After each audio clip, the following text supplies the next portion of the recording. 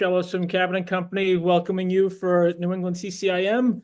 This is our fifth Hot Topics in Commercial Real Estate webinar. Today's topic is the Big Beautiful Bill and its impact on commercial real estate.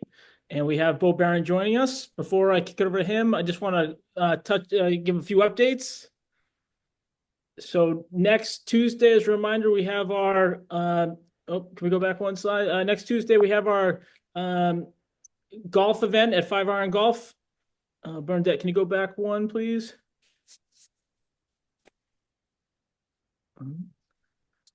But we've got the golf event at 5 Iron Golf. The information's on our website. Here we go. So it's next Tuesday, 5 Iron Golf, downtown Boston. Those that didn't do it last year, it's a lot of fun. We've got hors d'oeuvres, a drinks included, and we'll have the virtual longest drive contest again. So that was a lot of fun. Hope you guys can join. The registration is here, the QR code. Go on our website. I think Bernadette's also going to include a link in the chat. Also coming up on December 10th, we have our final Hot Topics in CRE webinar, and that is with Emily Yormack about leveraging tax strategy to build your business and portfolio for the new year. So please register for that. That'll be our final one. And without further ado, I want to welcome Bo Barron. For those that haven't heard of Bo, he's got a great podcast called Commercially Speaking. Highly recommend checking it out. Covers a lot of great topics. So I want to welcome Bo as a fellow CCIM and the owner of Barron Commercial Group. So without further ado, Bo, I'll turn it over to you. All right.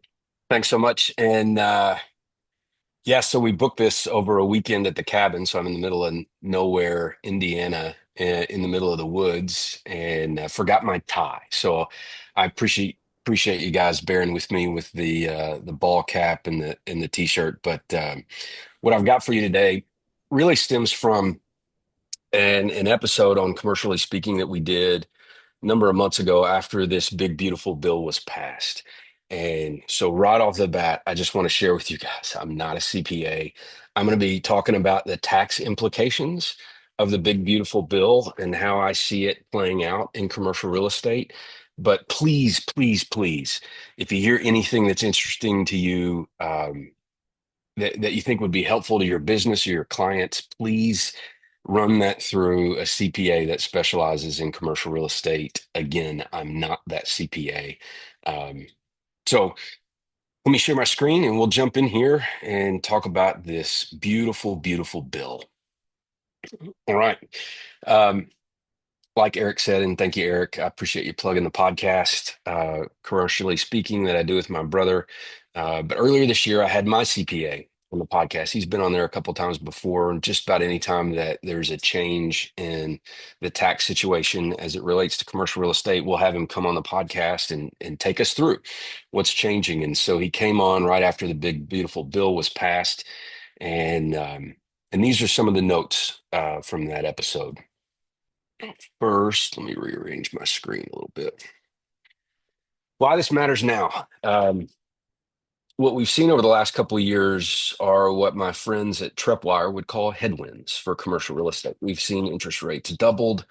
Deal flow has slowed for most of the country, including where I live. My guess is it's probably just transactional velocity is likely slowed where you guys are in New England as well. Returns have been compressed. We've had cap rate expansion, and that's squeezed returns across most asset classes. And this bill really came in with some good timing, providing some critical tax relief at exactly the moment our market needs it the most. Now, since then, what we've seen are, what do we call it? I want to say Independence Day. That's not it. But with the tariffs happening and all this uncertainty we've got in the market, we're still experiencing some serious headwinds. I would just suggest it'd be tremendously worse if the big, beautiful bill had not passed. Now, the big things that we're going to talk about here are 100% bonus depreciation coming back. We'll dive into that. There's this manufacturing building bonus, which is a brand new thing with the big, beautiful bill. Opportunity Zones 2.0 are going to kick in 2027. We'll talk about that. And there's also the massive expansion of Section 179. So we'll talk a little bit about what that is and how you can potentially use it in your business, but more importantly, how you can advise your clients that they could potentially use it as well.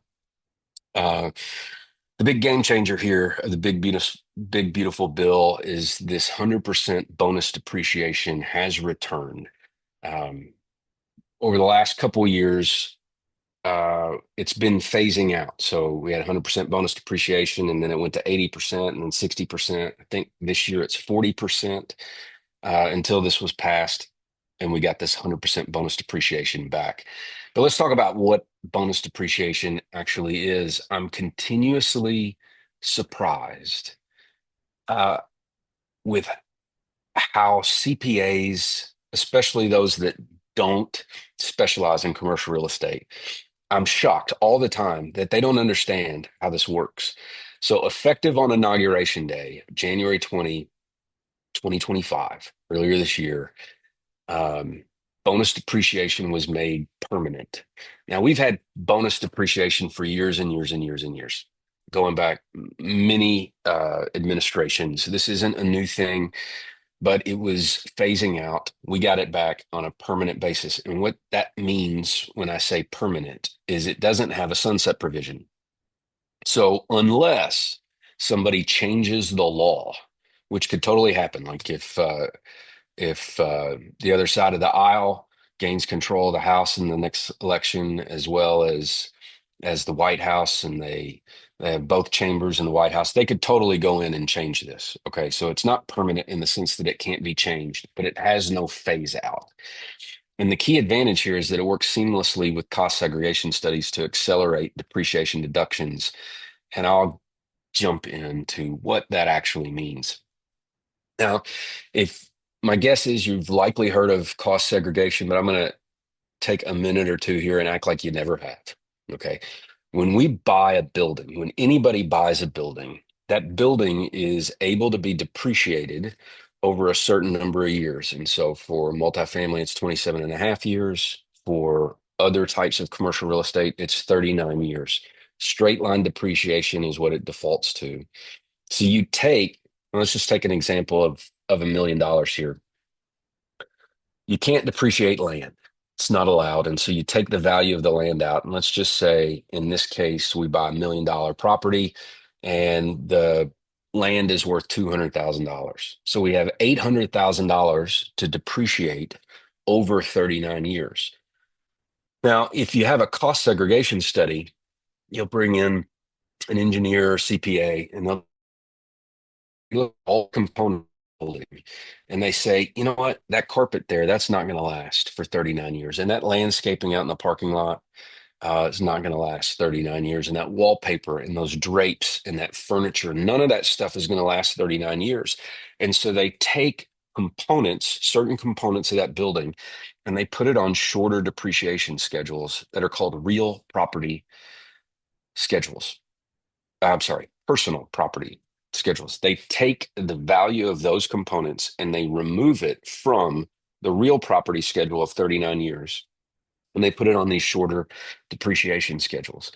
What bonus depreciation allows you to do is to take everything that was all the value that was removed from real property schedules of 39 years or 27 and a half years, and put in those shorter time frames of personal property, 5, 10, or 15 years, I think is what they are. You can take all of that and depreciate 100% of that in the first year. So the way that plays out in our example here is, if we have $800,000 of value that could be depreciated, and a cost segregation study oftentimes can get maybe up to 30% of that value onto these personal property schedules, you can bonus depreciate 100% of that 30% in the first year. So if it is 30% that the cost segregation study removes from the real property into the personal property, that would be about $240,000 of value. And that is the amount you can take 100% of in year one. What that means is If you buy a property for $1 million after January 20th of 2025, you have the ability to depreciate $240,000 worth of value and potentially take a tax loss, which is a big deal because that tax loss can wipe out all potentially all of your personal income, but definitely all your real estate or passive income. So let's break this down. If you're a real estate professional, all of that tax loss can wipe out all of your income. Okay. It doesn't matter what type of income it is. It can be active, passive, W-2, 1099, all of it. Now, to be a real estate professional, you have to meet certain qualifications, and it doesn't have anything to do with having your license or not. You have to meet these requirements. You have to spend 50% or more of your working time over the course of a year in real estate, right? You could be a developer. You could be an appraiser. I don't know if you can be an appraiser. You can be a developer, a property manager. You don't necessarily have to be a broker that has a license. In addition to that, you also have to spend at least 2,000 hours annually in real estate. And if that's the case, and you made, say, $250,000 in commissions, and you buy the right building with a cost segregation study that removes enough value from those real property schedules to those personal property schedules, then you can wipe out 100% of your taxable income. And so I have real estate investor clients of mine where at the beginning of the year, at the end of the year, we'll sit down and say, what do you anticipate your taxable income will be in 2026? And based on that number, we decide what amount, what value of real estate do you need to buy this year so that you can wipe out all of your income with depreciation. And we actually have those conversations. And so we go into the year looking for investments so that they can buy enough so that they pay little to no income tax. And if you remember, this played out, I believe, when Trump was running against Hillary Clinton, and she was giving him a hard time about what he paid in taxes. And basically, he said, I'm just smart about it. Like, I'm using the tax code the way you guys wrote it. And that's how he does it. All right. That's how he cuts his taxable income way, way down. Now, most of your clients are likely not real estate professionals. Okay. So this is how this plays out for them. They can offset any of their real estate income only, or that passive income that they have. They can wipe all of that out, but they cannot wipe out their active or other investment income. All right. So if they have $250,000 of depreciation or tax loss, and they only have $50,000 of real estate income, they can wipe out that $50,000, $200,000 in the next, like, following years. They don't lose that depreciation or that tax loss. They just carry it forward. All right. So it's still valuable for building a real estate portfolio, and it's the strategic planning that can maximize benefits over time. All right. So, Eric, let me stop right there and see if there's any questions about how bonus depreciation works, how it needs to have a cost segregation study, being a real estate professional or a non-real estate professional. Does anybody have any questions about that? Facilities must begin after the inauguration day, January 19th, 2025, and before January 1, 2029, and the property must be placed in service by January 1, 2031. All right, so this is new guidance that the IRS has given. Again, if you want to dive into this, please talk to your local CPA that specializes in commercial real estate. But it doesn't have to be a new facility. It could be a used facility that wasn't in use by this company who bought it. All right. Now, a definition of a QPP. So here's some more guidance the IRS gave us. A QPP, this type of manufacturing property, includes newly constructed or some existing non-residential real estate that is actively used for transforming materials into physical products via manufacturing, production, or refining. Okay. So basically, if they're making stuff, facilities need to be directly involved in production processes such as plants, factories, refineries, or similar assets where tangible personal property undergoes substantial transformation.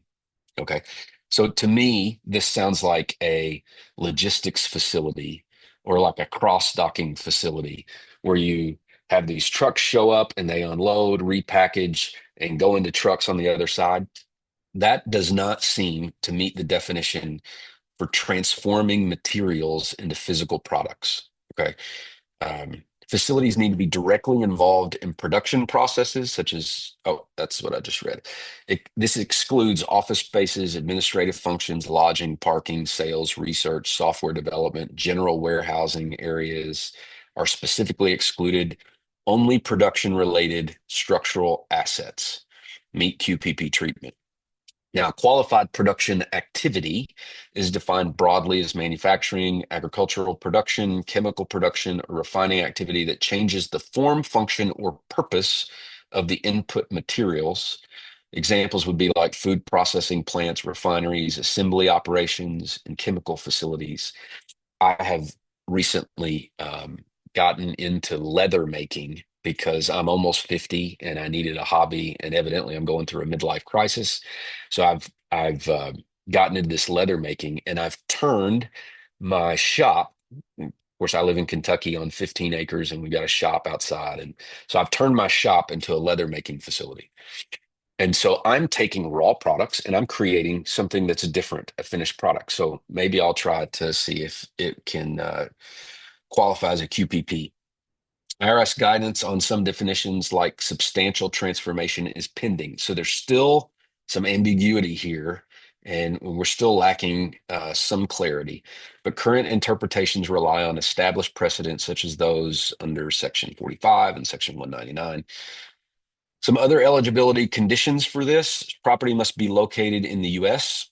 or U.S. territories. Construction must begin after January 19th, 2025, and placed into service before January 1 if it's 2031, if it's a new built facility.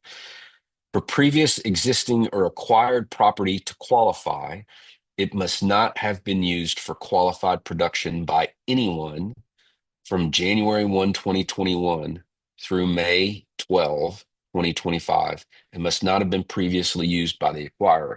So if you're advising a client on this and you're saying, look, if you need to expand, you just need to buy something and then you can depreciate the whole dang thing in year one. They can't buy anything that was used for production of any kind between the beginning of 2021 and the middle of this year. It would have needed to be a vacant property for that, based on my understanding. And again, this is one of those things like, please talk to your CPA. Only facilities, and well, Eric, let me ask you this. Based on what I've shared so far, and maybe we've got some questions, I'm not sure yet. But based on what I've shared so far, what's the obvious question that brokers should be asking at this point? What do you think? I mean, I think Michael put in the chat. We'll go to the chat. The year it was built. This basic question. I don't think it matters the year it was built. Like if you're buying a property, it just needs to have been vacant or not used in production from January 1, 2021 through May 12, 2025. All right. But if if I'm looking at this information, my question is, who gets the depreciation? Is it an investor that leases to a company that's doing these things? Or does it need to be an owner user where the manufacturing company or the refinery or whatever actually owns their own real estate and is using it? That's the big question to me, is who stinking gets this depreciation? Because if it's an investor, holy dang moly, like this is what we would say in Kentucky is like Katie bar the door.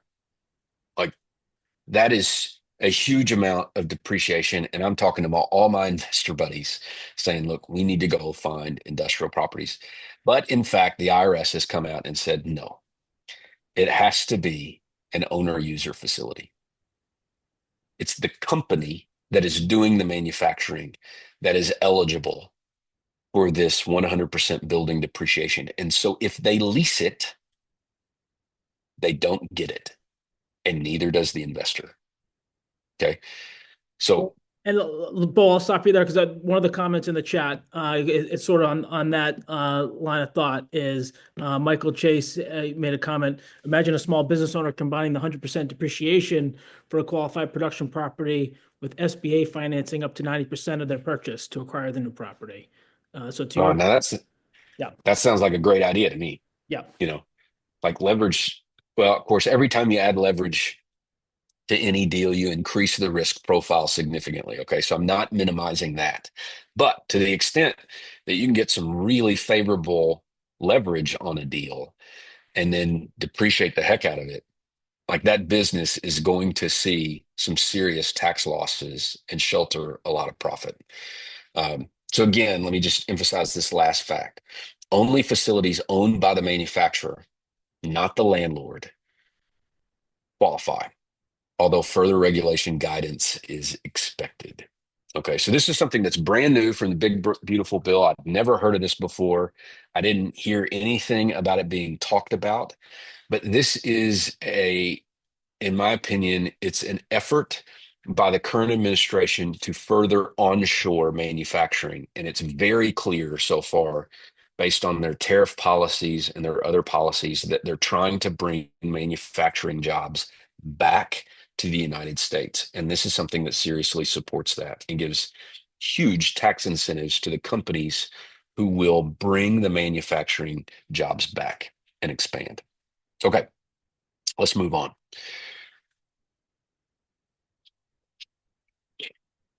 Okay, I just kind of went through this capital attraction, reshoring incentive, price pressure. Price pressure is an interesting thing. If this really plays out like I think it might, we might see the kind of demand for commercial real estate properties, especially in the industrial sector, that will drive up prices. Like we'd have so much demand that we see the cost of these properties. I mean, think about how people overpay when they're doing a 1031 tax deferred exchange. I mean, this is that on steroids. Like companies will have a serious incentive to overpay. So we could see some upward price pressure. And again, details matter. So talk to your CPA, pay attention to the IRS guidance as it continues to come out. All right, Section 179, new topic here. Section 179 is it's basic, and this has been in place for years. I don't know exactly how long, but for decades, Section 179 has been in place. And this is where as a business, and most businesses qualify, but not all, a business is allowed to buy assets and depreciate them in year one. Okay. Now, 40 years ago, I remember my CPA saying when he started his career, like the cap on this was $25,000. Last year, it was 100 or 1.25 million. This year, the cap is 2.5 million, which means as a business up to $2.5 million, you can buy assets, trucks, machinery, equipment, um, that kind of stuff. You can um, you can upgrade your facility, those types of things, and you can depreciate up to 2.5 million of that in that year. All right, so some serious incentive to invest in your business. Now there are some caveats here. One is that 2.5 million doesn't matter because it's capped at your profit level. So if you made $500,000 of profit in your business, you can only take $500,000 of 179 deductions, right? If you made $3 million in your business of profit, then you can take this limit of 2.5 million. So you have to have the profit there to do it. Another interesting thing about 179 is you don't have to take it all. You can bank it. So it is a scalpel approach. And I remember having this conversation with Kevin Bassett when he came on the podcast is, man, bonus depreciation is something you have to take all of it and you can take a loss. Like you can create a tax loss with bonus depreciation. It's more of a broadsword. You can knock down a tremendous amount of taxable income, but a Section 179 deduction is a scalpel. You can choose what you want to make. And the point he made, and I want to share with you here is, let's say you're working with somebody who's a business owner and they're a client of yours and you're helping them with the real estate and they've got a tremendous amount of profit and they're in this high tax bracket. What you can do with Section 179 is just take enough deductions and reduce their taxable income so that it gets them down into the middle tax brackets. And my CPA would say, stop right there. Like get them down to the middle tax brackets so you don't waste the high tax income. Because if you take them all the way down to zero, like, man, in those lower tax brackets, go ahead and pay that. And then let's use the rest of the deductions next year against your high marginal income to get out of those high tax brackets. So the big advantage of 179 is that it's a scalpel approach. You can choose what to take, what to bank, and you can really dial into the tax bracket that you want to get to. Bonus depreciation, not that way. You do that cost seg, you bonus depreciate, you take it all. All right. You really don't have an option. Okay. So this allows you to pick and choose. This can give you a lot of precision in your planning. Um, Many states recognize 179, but not bonus depreciation. Okay. In fact, I'm not sure about this, but I think almost all states recognize 179. And so you have a federal and a tax deduction. But with bonus depreciation, some states do not recognize bonus depreciation. So it can have that double benefit for you. And it's really just a strategic tool that's perfect for clients who want control over deduction claiming. Okay. So that's section 179. Now, another thing that the big beautiful bill recast was opportunity zones. And so I'm not an expert in opportunity zones. I think I understand it fairly well. Uh, I wouldn't be surprised if many of you on this call have much more experience with opportunity zones. But here's basically how they work. The states decide where the opportunity zones are, not the federal government. The states decide. That's how it was before. That's how it's going to be when they recast them in 2027. And so the states decide, okay, these opportunity zones where we're going to give some serious tax benefits here, we're going to choose blighted areas, low income areas. It's up to the states. They can choose whatever they want. What Kentucky did the first time around, and I think this is fairly consistent with the rest of the country, is they basically took their census blocks that had lower income and they designated those your opportunity zones so that it invited investment to basically improve rough neighborhoods and rough areas of town. And so for a period of time, you could get a stepped up basis in your property, bunch of rules. I'm not going to go into all that, but let me share with you how this is going to change for Opportunity Zones 2.0, because there are some real benefits here. 2025 and 2026. So the rest of this year and next year is kind of your planning phase. You can research potential zones, structure entities, prepare the capital. In 2027, the new zones will be designated again by the states. They will come out and say, here's what our opportunity zones are now. They could be the same, they could be different, they could have a tremendous amount of overlap. We have to wait for 2027 to see what they're going to be. Now, until 2033, you can defer your gains that are due. And then after 2037, you have tax-free profits. So you have to hold it for at least 10 years to achieve this complete tax exemption. Now, if opportunity zones, because I'm barely touching the surface of this, if this is something that piques your interest or you think is a space you want to play in, again, talk to your CPAs, do some research so you can really get in, really understand how these are done. Now, some key improvements, right? They have simplified rules based on lessons learned. One being the improvement requirement is reduced from 100% to 50%. Let me explain to you what this means. With the opportunity zones before, if I bought a property for $1 million, for me to qualify for all these tax benefits, I would have to spend another $1 million improving that property in the opportunity zone. So it's not just about buying a property and operating it. You have to improve the property by the same amount that you purchased the property for. Now, when I was looking at making some investments in opportunity zones, this was the thing that made it not pencil for me. Like if I had to spend again 100% what I just paid for it on improving the property, I couldn't find anything in my area of Western Kentucky that made a lot of sense to do that. In this recast of opportunity zones starting in 2027, you only have to improve the property by 50% of the value that you paid for it. So you buy something for $1 million, you have to spend another $500,000 to improve it.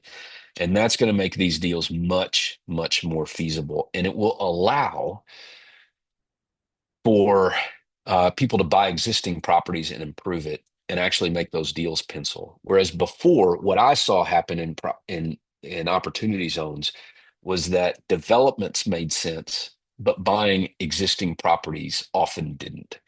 So I think that's going to open it up for investing in properties that are already existing. All right. And the nice thing about this is opportunity zones seem to have bipartisan support.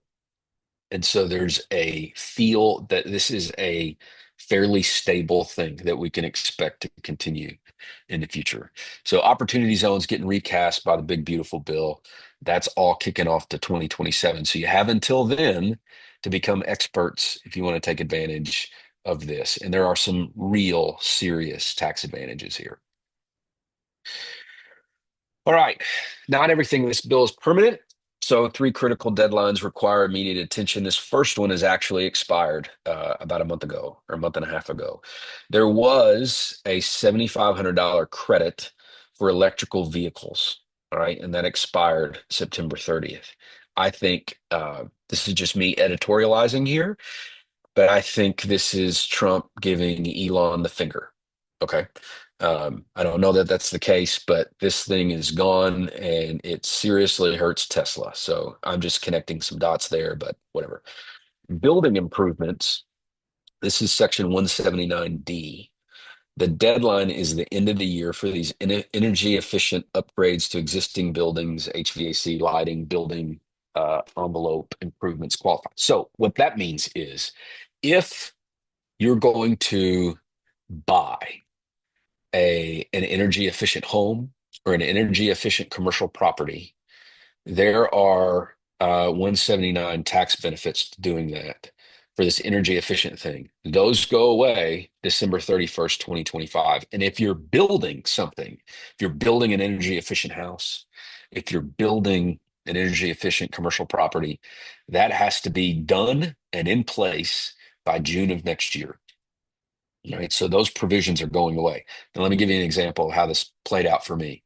I built a house last year and we put in a geothermal HVAC system. And that's one of these things that qualify for the tax credits. And it was a 30% tax credit.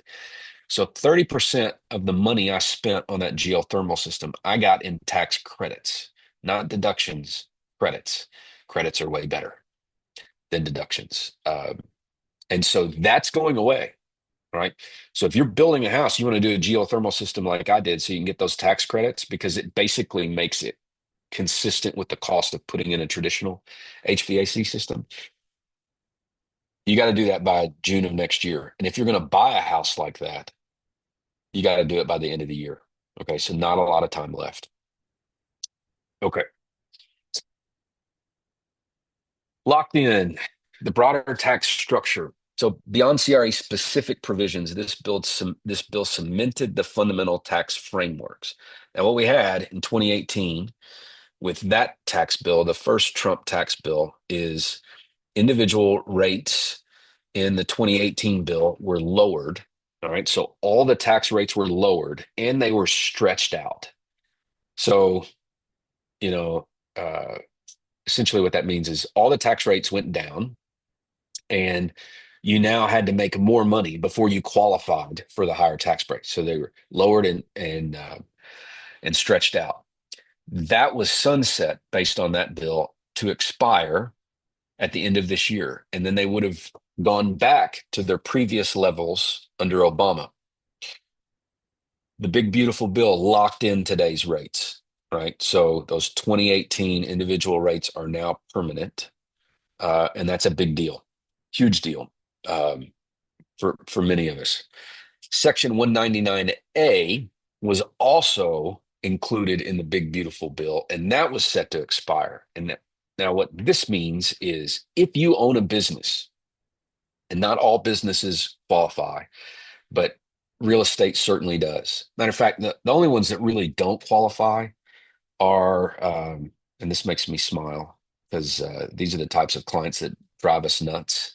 All right. But doctors don't qualify, attorneys don't qualify, and CPAs, of all people, don't qualify for what I'm about to talk about. But real estate, manufacturing, almost all other businesses qualify for Section 199, which allows you to take 20% of your business income is tax-free. So if you're in that top tax bracket of 37%, and this includes rental income, that drops your effective top rate from 37 down to 29.6%. That's a big deal, right? So that if you hear somebody talk about QBI or qualified business income deduction, that's this section 199A, and we kept it. The big beautiful bill cemented that in, and unless there's a change in the law later on, this is not something that's going to be sunset. It's just part of the deal, which is great. And 1031 exchanges are safe and unchanged, which is great news as well. Every election cycle, it seems that one candidate or the other puts the crosshairs on 1031s, and we get to have a conversation about, are these going to go away based on who wins the election? In my career of 21, 22 years at this point, they've been kept safe and unchanged the entire time. That continues with the big, beautiful bill, right? So that's great news for commercial real estate for sure. For high income earners, the SALT deduction was increased. All right. This actually plays out for many of you in New England who are in some of these high tax, it's like state tax income states. So the state and local tax deduction limit was raised from $10,000 to $40,000, which means through 2029, you can pay your state and local taxes, which is what SALT stands for. You can pay for them with your business income. Or in other words, my brokerage company can pay my state taxes as the owner, and I get a deduction for that on my federal taxes. Okay. So these pass-through entities can still pay state tax at the business level, which is a crucial strategy for high tax states like Massachusetts, New York, Connecticut. Kentucky's not a high tax state like that, but we still pay 5%. And so this isn't as impactful for me as it might be for some of you, right? But I'll take it, right? And it's still there. There is a new itemized deduction haircut for the highest income bracket, but the overall provisions remain favorable for most CRE professionals. So in other words, I think there's like $1,500 or $2,000 of a deduction there that you can't take, but after that, up to $40,000 you can do that. So that's a good thing for high income earners as well. All right. So all that being said, and of course, there was a lot more in the big, beautiful bill, but as it pertains to commercial real estate and to our clients, as most of whom are high income earners, as most of you are high income earners, here's how I would take this information and use it moving forward. All right. For brokers, this is a new sales tool, right? Demonstrate after tax cost analysis. Most of the time, what we do is when we run a pro forma or we do an analysis on a portfolio for a client, we do before tax stuff because oftentimes we don't know the tax situation of our clients and we're not CPAs.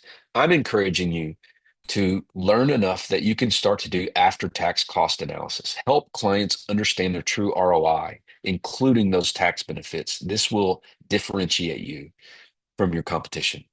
For investors, There's going to be a lot of deals that didn't pencil 6 months ago that could work today. And that tax efficiency creates competitive advantage in underwriting. So if I know how to underwrite these tax benefits, I can make a deal work, whereas the buyer next to me who's competing for the property may not understand the real benefits, and I can win out over him. For syndicators, this is going to make capital raising easier with more attractive K1s. Investor tax benefits enhance your value proposition significantly. So don't forget to talk about that. And for the market, we can expect for there to be increased demand as these tax benefits stimulate buyer activity. And if we can get to a point in the future where there's more certainty in the world overall, then this will compound and become even better. All right. So here's what I would suggest you do next. One, review 2025 and now 2026 acquisition plans. All right. Revisit those deal underwritings with your clients, include cost segregation and bonus depreciation. Help them see those after tax benefits. Evaluate manufacturing properties. I would pay attention for that IRS guidance on the definitions of QPP. Position yourself as the expert when clarity emerges. If I were in your market as a new guy, I would become an expert on this and I would be writing about it and making content about it all the time. Plan for those 2027 opportunity zones. Research potential zones, identify clients with capital gains, structure deployment strategies now. You can get ahead of the curve. There are those time sensitive deadlines, so don't forget about those. Connect with a CRE specialized CPA. I've said that like a dozen times now, but like I'm not him. All right. So please take what you've learned here and run it through somebody with that CRE specialized accounting background, and then go to work educating your clients. Host seminars, send updates, position yourself, do classes, anything you can do to become the teacher in your market. Um, and then update your financial models to incorporate these new tax assumptions into all your performance and investment analysis going forward. All right, my guy, I mentioned him a couple times, his name Kevin Bassett. He's out of North Carolina. He does work with CRE funds and syndicators and guys like us all over the country.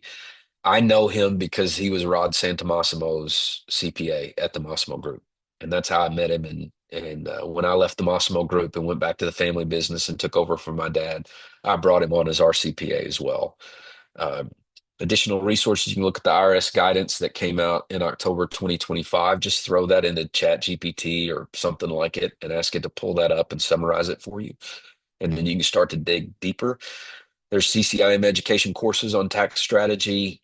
There's cost segregation providers. Look, the cost segregators in the world, like those folks, they're still partying.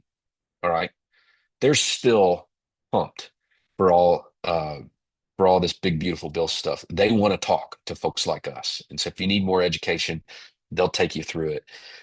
Tax strategy consultants, real estate attorneys for sure as well. And if you want to go deeper, again, I'd invite you to listen to Commercially Speaking, our podcast. We've got a number of episodes with Kevin Bassett talking about these very things. And of course, you're always welcome to reach out to me as well. So, Eric, what questions do we have? Great. Yep. So one question that came in, bonus depreciation can't be used to offset prior year income today, but in future years, could it be used to offset income after January of 2025? Yeah, so if you create a tax loss that you cannot use in the year the tax loss was created, you can carry it forward. Yes. I do not think you can go back and amend previous returns and take it in previous years. Okay. A comment came in. I think this is in the context of opportunity zones. Someone commented that it was only for rural zones, potentially some of the things that you were talking about. But I will add in, I think that's going to be one of our topics next year. We'll have a webinar on opportunity zones and some of the new regulations, because I know there were several changes, and Bo, you hit on a few of them. Yeah, and look, of all the things I talked about, I'm weakest when it comes to that opportunity zone stuff. Like I've I've learned about it some, but I've never been involved in one. I don't have that personal experience doing it. So for sure, if that's something that interested you and you want to learn more, like go talk to somebody who's done these things. Yeah. And then a question about think the new construction. Do you know if the sunsetting new construction applies to single family homes as well? Yes. Well, in terms of the energy efficient tax credits, those are being sunset on new construction. Those any single family new construction that is trying to take advantage of those energy efficient tax credits have until like June of next year to complete their build, and then it goes away. Okay. Yeah, I think that was the question. It was about the energy tax. Okay, any other questions? Uh, all right, I don't see any others in the chat. Hope you're looking at the chat. Everyone's saying thank you. So Yeah, Bo, yeah, you're welcome. Thanks for having me. well, we really appreciate it. I think we'll wrap it up. So again, one last plug for Commercially Speaking, tremendous podcast, lots of great topics. So please, everyone check that out. And Bo, thanks again for joining us. You got it. Thanks for having me, guys. All right, Have a thanks. great weekend. You too.